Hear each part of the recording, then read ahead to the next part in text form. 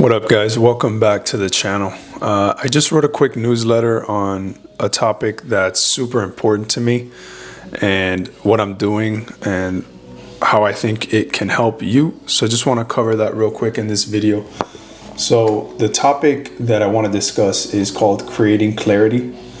In my opinion, I think that most stress comes from one of two things, which is A, not knowing what to do to create results, or B, knowing what to do and then not doing it. So in this video, I just want to simplify what clarity means to me and provide a quick 3-step framework for creating clarity and taking the first steps to identify and solve constraints.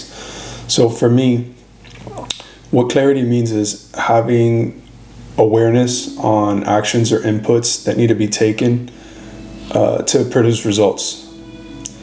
Pretty simple definition. And then the first step that ties into creating clarity is really related to one or two things, which is problems or desires. So for me, in this case, those concepts are interchangeable. So for me, a problem is something that stands in the way of a desire. It's something that stands in the way of getting what we want. And then a desire is simply just what we want. If we can't identify a problem that we don't know what to do to solve it, right? So most of our problems come from 4 areas of life. So it's either health, wealth, relationships, or happiness. We can also set goals in those areas. So, we can have fitness goals, business goals, health goals, which are also desires. So once we've identified a problem, let's say in this case, just to keep things simple, a problem that we've identified is that we want to lose 10 pounds, right? The first step after we've identified the problem, which is the second step, is identifying an action-based constraint.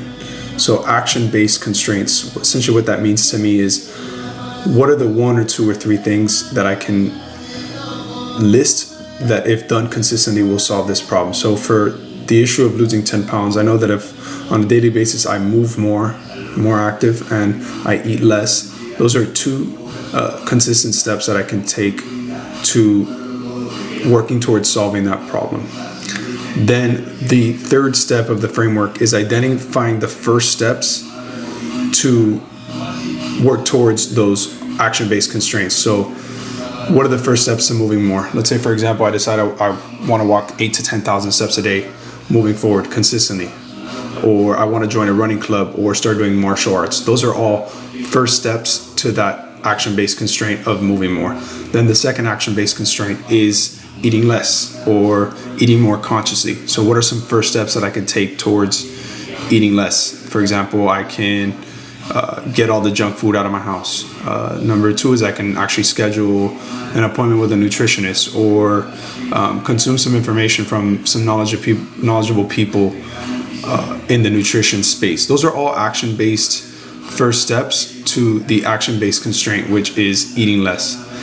So now that we've covered identifying the problem, identifying the constraints, and then the first steps to solving for those constraints, the final step is just doing the thing right now, doing those first steps right now.